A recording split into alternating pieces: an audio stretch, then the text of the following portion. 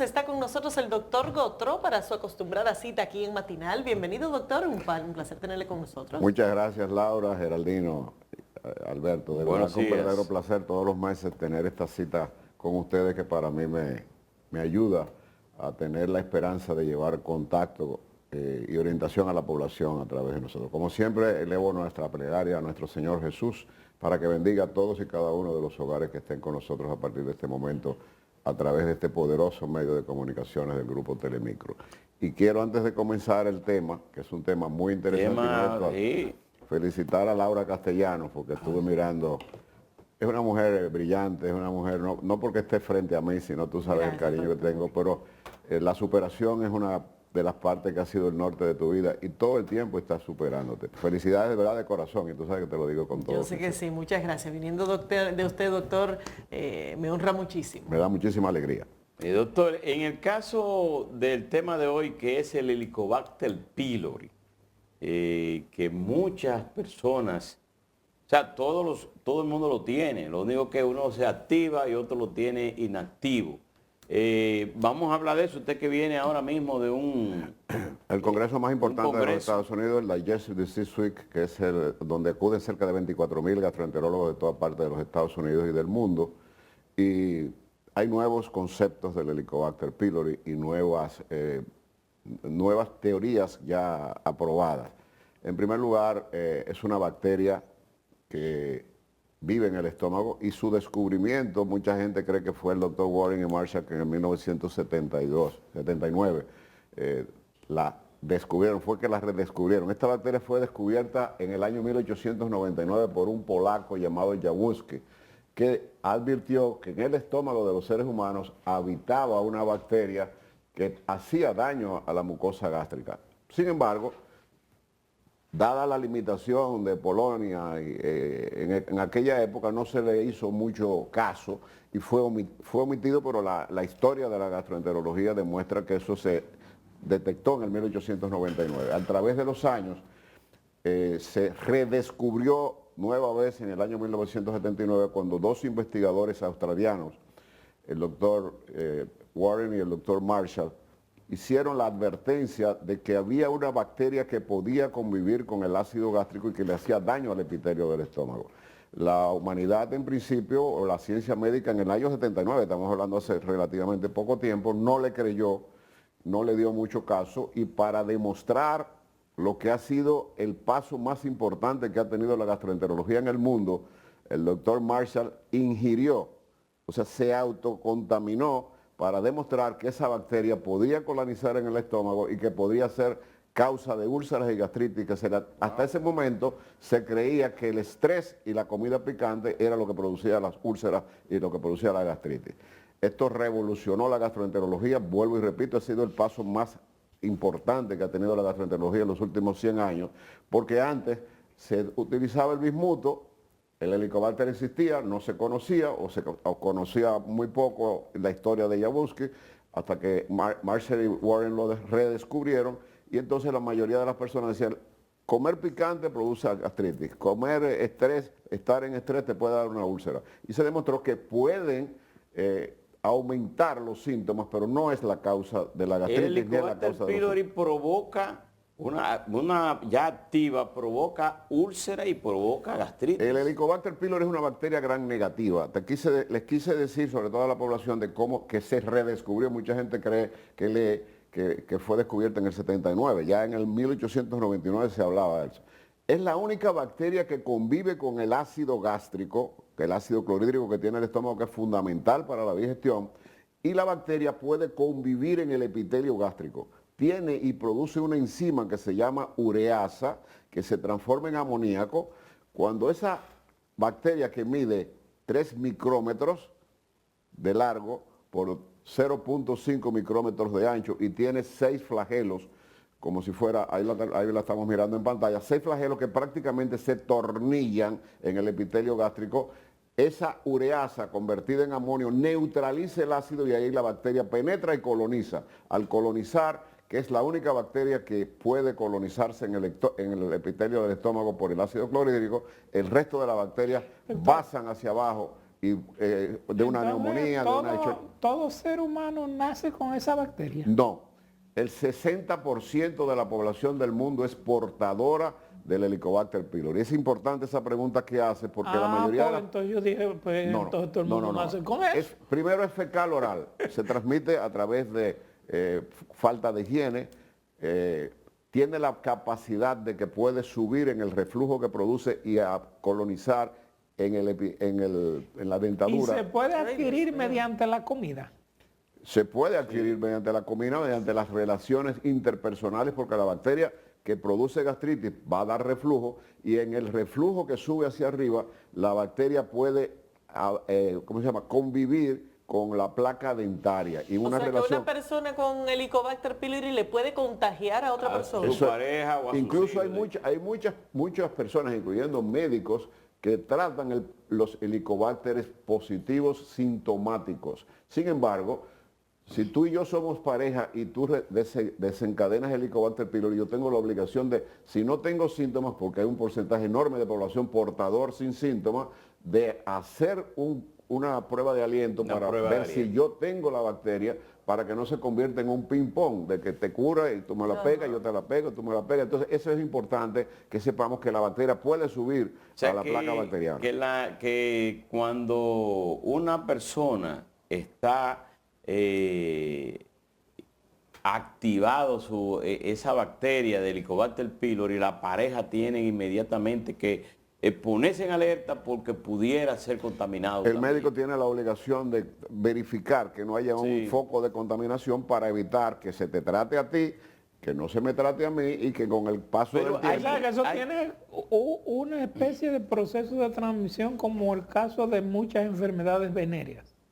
No necesariamente, porque estamos hablando de la interacción de pareja en el cual a través del beso, pues si está en la placa bacteriana y tú eres portador y tu pareja no es portadora, entre comillas, hay que tratar de verificar que además de darte el tratamiento a ti, ella no tenga la bacteria para que cuando termine el tratamiento... Una pareja incluso hasta bebiéndose un café o un jugo, intercambian un vaso y ahí está inmediatamente... Siempre y cuando haya una contaminación de que la bacteria haya subido la placa bacteriana. Ahora, hay nuevos conceptos. Sí, pues usted me habló de que en ese congreso... El año pasado nosotros estuvimos en Viena, en el Congreso Europeo de Gastroenterología que se celebró en Austria, Viena, una ciudad preciosa. Y recuerdo que se presentó un trabajo donde se advertía que el Helicobacter pylori hay que eliminarlo inmediatamente, se detecta hasta en los asintomáticos. ¿Por qué? Porque el Helicobacter pylori, si bien es cierto que ese daño puede producir gastritis, que es la inflamación de la mucosa gástrica, ese daño puede producir una úlcera, que es la pérdida de sustancia de la mucosa del estómago, pero esa bacteria definitivamente se ha comprobado que es cancerígena. Entonces, el hecho de que el 70 al 60% de la población del mundo, dependiendo de la calidad de higiene que tenga ese tipo de población, pues puede producir Helicobacter pylori o puede ser portador, se recomienda que una vez que tú identifiques el Helicobacter pylori sea combatido. El doctor Warren y el doctor Marshall en el año 1979 demostraron que esa bacteria que anteriormente la gente pensaba que era otra cosa, lo que podría ser una úlcera o una gastritis, que a través de sales de bismuto, que era lo que se utilizaba anteriormente, y cuando hacían el tratamiento, ese paciente mejoraba y tú decías, se curó de la úlcera. No, por eso decía Geraldino fuera de cámara cuando hablaba de la inteligencia de la medusa, de que el Helicobacter aparentemente tiene cerebro, porque razona que cuando ve algo que le va a producir molestias e injurias para que ella se desarrolle, se esconde. Eso pasaba antes del descubrimiento del Helicobacter, que te daban bismuto, tú tenías dolor de estómago, se te detectaba una úlcera péptica, no había endoscopía, lo que había era radiografía con contraste opaco, con sulfato de bario, y entonces ese paciente, entre comillas, se curaba, pero inmediatamente paraba el tratamiento, los síntomas aparecían. Significaba que la bacteria se quedaba tranquilita, inmediatamente tú parabas el tratamiento. ¿Y qué proporción de personas en nuestro país podría tener esa situación? Mucho más de la mitad de la población de la República Dominicana es portadora de Helicobacter, pero por largo, y es portadora en niños. Entonces, como es una bacteria cancerígena, al producir una serie de factores, ellos demostraron que el uso de antibióticos a partir del 1986, para que ustedes sepan la trascendencia que tuvo este descubrimiento, el doctor Warren y el doctor Marshall se le otorgó el premio Nobel de Medicina en el 2005. Quiere decir que esto revolucionó la gastroenterología del mundo y ha cambiado todo lo que significa el concepto, sobre todo del cáncer gástrico. ¿Qué hace la bacteria cuando daña el epitelio del estómago y coloniza, que puede convertir esa gastritis en atrófica? La gastritis atrófica es la gastritis que puede pasar fácilmente a displasia, metaplasia y cáncer. Quiere decir que el hecho de que el Helicobacter tenga la potestad de neutralizar la funcionabilidad de la mucosa gástrica y convertirla en atrofia, que significa que está en una etapa prácticamente, para que me comprenda, de degeneración, esa mucosa es un caldo de cultivo para el desarrollo del cáncer gástrico. Y los conceptos modernos ahora, tanto en Chicago como en la mayoría de los journals que están saliendo, es que el Helicobacter, una vez detectado, se sabe que es cancerígeno y que debe tratar de erradicarse. Desde el año 86 se sabe que dos tipos de antibióticos, un inhibidor de la bomba de protones, lo que la gente conoce como el omeprazol, esomeprazol, pantoprazol, y sales de bismuto, lo pueden erradicar. Ahora, los médicos hemos sido muy responsables a nivel mundial de que el Helicobacter todavía tenga una potencia tan importante con antibióticos de última generación. Y es que el antibiótico, cuando tú lo usas indiscriminadamente, va a crear resistencia. El Helicobacter ha ido creando resistencia generación tras generación, que aunque ustedes no lo crean, para erradicarlo se están usando antibióticos que se dejaron de usar hace 10 y 15 años, que ya no se utilizaban. Cuando cultivas, usas antibióticos. ¿Por qué? Porque a los niños chiquititos, un niño tiene una fiebrecita y se le pone antibiótico. Cualquier persona le duele la garganta y toma antibiótico. Y esto ha hecho que el Helicobacter se convierta en una bacteria resistente, que cada vez más muchas personas dicen, pero a mí me han tratado 4 veces de Helicobacter y vuelve y me da otra vez. Y simplemente es que no tiene la capacidad ya de resistencia ese antibiótico que es de última generación, y hemos tenido que recular. Esos medicamentos ahora, ¿cómo tratar a esos pacientes con esos antibióticos? Porque son 3 tipos de antibióticos. No, 2 tipos de antibióticos y un inhibidor de la bomba de protones. Que hay que hacerlo durante 3 semanas. 14 días. Antes era 10 días, hemos subido a 14 días. Y entonces tenemos la potestad. Por ejemplo, si te vamos a hacer una prueba de aliento, ¿cómo se determina que una persona tiene Helicobacter pylori?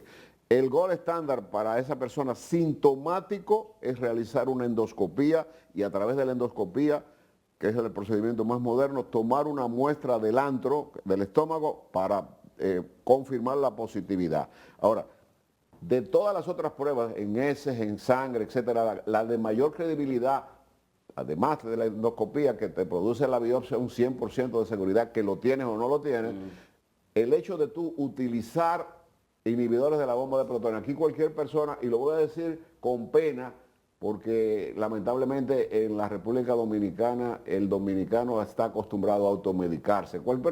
Hace un momentito una persona se me acercó, en lo que yo esperaba que ustedes me llamaran para salir al aire, para decirme, doctor, ¿puedo pasar por su consultorio? Me está quemando y compré omeprazol. O sea, ya la gente va a la farmacia, no necesitan receta médica, y se ha relajado un medicamento que es un medicamento que tiene efectos secundarios, que no debe ser manejado por el pueblo en sentido general, pero cualquier persona que me está mirando, desde que tiene un poquitito de reflujo, va a una farmacia y compra el famoso omeprazol, a nivel que lo anunciaron en la temporada de béisbol. Estaba en un letrero, y eso es una monstruosidad. No se puede medicar la persona medalaganariamente sin saber los daños y los efectos secundarios. Todos los medicamentos, Geraldino, todos los medicamentos, desde la pequeña aspirina que te puede ayudar a evitar que te forme un trombo cardíaco, siempre indicado por tu... Pero aquí hay gente que va a la farmacia y se lo toma para curar su corazón, pero la aspirina puede dar una hemorragia digestiva. O sea, te puede ayudar a que no te cause un trombo, pero te puede dar una hemorragia digestiva que te puede matar. Una persona que está normal. Tú sabes perfectamente, muy perfectamente, porque tú lo has comentado mucho, y Laura también, que el dominicano se automedica, y eso es fatal. Aquí no se respeta la receta del profesional de la medicina, que es fundamental. En los Estados Unidos, país desarrollado, a ti no se te ocurre ir a una farmacia a decir, deme un omeprazol, porque o sea, se van a reír de ti. Pero aquí todo el mundo Ni en Europa prácticamente... tampoco. Una pregunta, ¿cómo sabe una persona que está afectado de eso? Por la sintomatología. Si eres... ¿Cuál es el síntoma Sí, que uno tiene? exactamente, conversaba fuera de cámara con el señor Caminero de que padeció el Helicobacter. Primero va a producir los síntomas de una gastritis, que es la inflamación de la mucosa del estómago. ¿En qué se refleja? En dolor epigástrico, que la gente le dice la boca del estómago, a ese dolor. Sí. Tiene la particularidad que tú le preguntas, ¿dónde te duele? Fíjate, cuando tú tienes un cólico porque te cayó mal, o tienes una ameba, tú dices, me duele la barriga, me duele la barriga. No, con el daño gástrico, el paciente te puede señalar, ¿dónde te duele, doctor? Me duele aquí. Y lo señala con la punta del dedo. Ese dolor es característico de la inflamación de la mucosa gástrica. Tiene la tendencia, ese dolor, que cuando tú tienes el estómago vacío, el dolor es más intenso. Cuando comes cualquier cantidad moderada de alimentos sanos, el dolor mejora y vuelve, incluso te puede despertar en la madrugada. Se acompaña de reflujo gastroesofágico, esa sensación de ardor o quemazón que te sube hasta la garganta. Se acompaña de náuseas, vómitos, puede sangrar el paciente, puede hacer una úlcera péptica y puedes transmitirlo a tu pareja de una forma tal que haya una recontaminación. Y hay, Pero hay vuelvo a una insistir. cosa sencilla, doctor, también. Perdón. Hedor en la boca. Provoca. Produce halitosis, eso es una buena observación. Eso es uno de los síntomas. Yo no le entro al paciente a decir, tú tienes mal olor en la boca, no, sino simplemente con que me diga los síntomas que te acabo de enumerar y me diga, ¿tienes la boca amarga? La persona que siente la boca amarga metálica tiene mal aliento. Esto es signo del Helicobacter pylori, es parte de la sintomatología que produce esta enfermedad. Doctor, y a nivel de prevención, ¿qué se puede hacer? Fundamental, muy buena pregunta. Tener pendiente siempre el uso de la higiene personal, sobre todo cuando tenemos niños en la casa, porque los niños desarrollan el Helicobacter pylori. La higiene de la manipulación de los utensilios de cocina, la imagen de limpiar y higienizar los vegetales, tener mucho cuidado con el agua contaminada, sobre todo en un país como este, donde prácticamente las casas no tenemos el privilegio de tener agua de la llave, si no hay una bomba que suba esa agua está estancada y esa agua es contaminante. A la orilla de los ríos, el gran valle de Constanza produce uno de los vegetales más hermosos que yo he visto en el mundo, fuera de Ciudad de México. Pero desgraciadamente el campesino en esa zona no tiene letrina, no hay letrinización. Lo menciono con afecto. Recuerdo la etapa en que el doctor Amiro Pérez Mera, yo no sé si ustedes recuerdan, en el gobierno de Salvador Jorge Blanco, fue ministro de Salud y luchó por tratar de lograr que se letrinizaran los lugares rurales para evitar que el campesino, ¿dónde hace sus necesidades? A orilla de los ríos. ¿Qué hace a la orilla de los ríos? Ese es el agua que irriga todos esos vegetales de ese enorme valle de Constanza, y gran parte de nuestros vegetales, si no son higienizados, van no solamente a contaminar el Helicobacter pylori, va a contaminar una enorme cantidad de parásitos, incluyendo el Escherichia coli, que es una bacteria, los protozoarios como la Entomeba histolítica. Aquí es muy común. Es raro un gastroenterólogo que me esté mirando que diariamente no vea dentro de su rama de consulta 3 o 4 pacientes que tengan un proceso de parasitosis intestinal. Y es la vía de contaminación del Helicobacter pylori, una de ellas. Y la interacción personal de la pareja, pero la combinación de los antibióticos que cada vez ha sido más resistente, la combinación de los inhibidores de la bomba de protones y el sucralfato neutralizan y hacen que el Helicobacter pylori ¿Qué diferencia tiene el Helicobacter pylori con la ameba? La ameba es un protozoario, es un parásito. El Helicobacter pylori es una bacteria gram negativa. Las bacterias se dividen en gram positivas y gram negativas. Por eso usted ve a veces, este es otro de los pocos países del mundo que tú compras cualquier medicamento en la farmacia que te indicó el médico, cumples con tu receta, abres el medicamento y sacas el papelito donde te dice todo lo que tiene. Eso es un asunto. Fíjate que en los Estados Unidos te indican eso mismo, pero te ponen un potecito, Laura Castellano, take 1 time a day, tómese una vez al día, pero no te dice ni lo que contiene, porque eso es un deber del médico Y aquí prácticamente tú en cualquier medicamento saca el medicamento y tú vas a ver Con todas las indicaciones. con todas las indicaciones que no son para el paciente. Lo que hay que decir con esto es porque Son para el médico, entonces. ¿Eh? Son para el médico. Las indicaciones. No, que no debe ser del conocimiento. No debe venir porque, en papel. No, que puede abusarse y confundirse. Todos los medicamentos tienen efectos secundarios. Yo he ido a donde me han ido pacientes que yo les he dado cualquier tipo de indicación, han leído todo y dicen, doctor, pero eso tiene un paquete de contraindicaciones que yo no me voy a tomar eso. Pero todos los medicamentos, vuelvo y repito, todos los medicamentos tienen efectos secundarios y contraindicaciones. Esas son informaciones para el médico. Hay pacientes hipocondríacos que dicen, ahí dice que eso produce mareo, que puede producir ceguera momentánea. Yo no me voy a tomar eso. Y eso es una información eminentemente, y ustedes saben que es así. Entonces, esas son las cosas a que... mí me preguntó un médico, ¿tú lees el papel que viene dentro de la medicina? Digo, sí.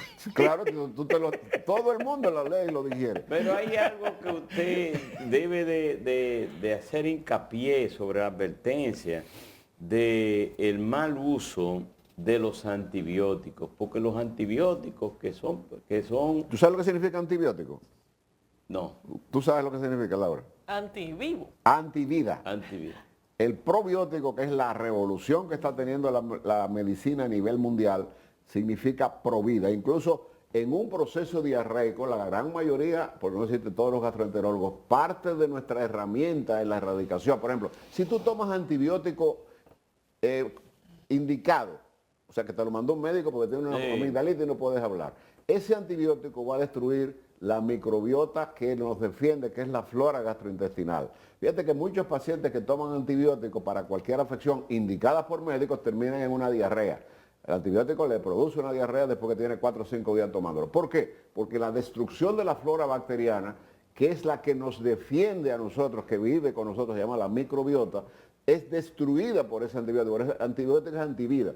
Los trabajos de probióticos en todas partes del mundo se están utilizando para problemas hepáticos, para una serie de problemas que no vamos a entrar en detalle, pero desde el punto de vista de lo que significa la restauración de la flora, el abuso de antibiótico-terapia, indicada o no indicada por un médico, lamentablemente va a producir una destrucción de la flora, y los antibióticos debiéramos tener el concepto que son medicamentos extremos para combatir una injuria que ha tenido el organismo al tratar de combatir una bacteria que no es tuya. Doctor. Ayer estábamos conversando de un tema de mucho interés y mucha trascendencia, que es la enfermedad inflamatoria intestinal, que es una enfermedad autoinmune. ¿Y qué es una enfermedad autoinmune? La enfermedad inflamatoria intestinal, donde está la enfermedad de Crohn y la colitis ulcerativa, fue nuestro tema ayer en extremo, tiene la particularidad que no se sabe qué la produce. Es una enfermedad que no es mortal, pero tiene complicaciones que te pueden llevar a la muerte. Entonces, cuando nosotros, de las teorías que existen, es que una bacteria X entra a tu organismo y el organismo la desconoce y la ataca. Que autoinmune significa que la bacteria que se supone que tu organismo te debe defender de ella, el organismo la toma como de ella y te ataca y produce la enfermedad inflamatoria intestinal. Es teoría, todavía no está completamente probado. ¿Se tiene determinado científicamente la cantidad, por ejemplo, de cápsulas o pastillas que puede tomar una persona al día? Porque yo escucho gente que dice, por ejemplo, no, que yo me bebo 6 pastillas, yo me bebo 10 pastillas diarias para diferentes cosas. Entonces yo digo, pero ¿y se puede tomar una gente de tal Mira, cantidad? voy a dar una experiencia personal mía. Ahora, en el noviembre yo estuve en Viena. Cuando llegamos al hotel, yo tengo que viajar con todas mis medicinas y yo comienzo a ordenar mi ropa para ponerla en el closet, la maleta, y cuando yo puse arriba de la cama las medicinas que yo tomo todos los días, entra un compañero mío y me dice, ¿y tú tienes que beber todo eso para estar vivo? Ahí está, hipertensión, diabetes, vitamina, o sea, hay una cantidad de cosas. El tipo, tú te bebes todo eso todos los días para estar vivo, y es la realidad. La vida moderna es la medida, porque hay una cantidad de gente. oye, en la medida que vamos envejeciendo y se comienza a envejecer con el nacimiento, ahí comienza el envejecimiento, el ser humano va necesitando cada vez más. Por ejemplo, hace 20 años no existía el Alzheimer porque la gente se moría a los 50, a los 60. Es una nueva enfermedad. La diabetes tipo 2 el sedentarismo de los papás y los abuelos de nosotros que vivían caminando el día entero. Ahora Kilómetros y para tú ir de kilómetros. aquí a la esquina tú coges tu carro. Sí. O sea, ese sedentarismo que ha llevado a la hipertensión arterial, ha llevado a la diabetes tipo 2, conlleva que hay una serie de medicamentos necesarios. Por ejemplo, la hipertensión arterial, si tú te vas de vacaciones no lo dejes, porque en la que está de vacaciones eres tú, la presión sigue elevada. Hay gente que dice, no, yo estoy de vacaciones, yo no tengo que tomar eso. No hay cura para la hipertensión. No hay cura para la diabetes que no sea y autodisciplinada. si no puede dormir sin pastillas, no te yendo usted. Y lamentablemente cada vez más, eso es una muy buena observación, a cada vez más, y lo hago como una advertencia, cada vez más personas relativamente jóvenes están utilizando estupefacientes o medicamentos hipnóticos para dormir. El aceleramiento de la vida normal, rutinaria, hace que personas, en la época que nosotros éramos jóvenes, era absurdo que un muchacho de 40 años tomara una pastilla para dormir. Enorme cantidad de personas jóvenes utilizan, y lo digo como una aseveración, en nuestra gestión como secretario de Estado de Salud Pública, fuimos que implementamos el uso de la receta controlada, que antes cualquier persona iba a una farmacia, en esa época era el Valium, dame un Valium con codeína, que se lo tomaban para endrogarse, pero ya la ley 5088, que la pusimos en práctica en nuestra gestión, impide que ningún médico pueda, no solamente con su recetario, simplemente ir a una farmacia y decir, deme un alprazolam o un midazolam. Doctor. Necesita la aprobación de la DNCD, necesita la aprobación del control de drogas y del Ministerio de Salud Pública y una receta especial para poderlo expedir. Muchísimas gracias, doctor. Gracias a ustedes. Señores, despedimos al doctor Rafael Gotro. Esta fue la cita con el doctor Gotro. Vamos a una pausa. Volvemos en breve.